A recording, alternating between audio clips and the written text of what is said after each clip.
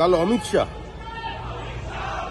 এই সংবিধানের আলোচনা শেষে যে বক্তৃতা করেছেন তার কোনো উত্তর কংগ্রেসের কাছে নেই, এমনকি কোনো বিরোধী রাজনৈতিক দলের কাছে নেই। যেভাবে দিনের পর দিন সংবিধানের অবমাননা হয়েছে, সংবিধানের সঙ্গে কংগ্রেস কার্যত কাটাছেঁড়া করেছে, আজকে তার থেকে দৃষ্টি ঘোরানোর জন্য আজকে আম্বেদকরের এই সামনে নিয়ে আসা হয়েছে। আম্বেদকরের সঙ্গে বিশ্বাসঘাতকতা কারা করেছে? নেহরু কি আচরণ করেছিলেন আম্বেদকরের সঙ্গে? আম্বেদকর মন্ত্রিসভায় সামিল হয়েছিলেন পণ্ডিত নেহরুর ইচ্ছে নয়, কংগ্রেসের ইচ্ছে নয়।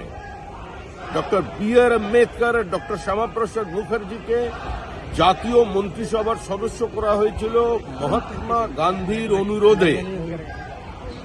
নেহরুর অনিচ্ছায় তিনি মন্ত্রিসভায় জায়গা পেয়েছিলেন এবং তারপর তাকে হারানোর সর্বপ্রকার প্রচেষ্টা কংগ্রেসের তরফ থেকে হয়েছে।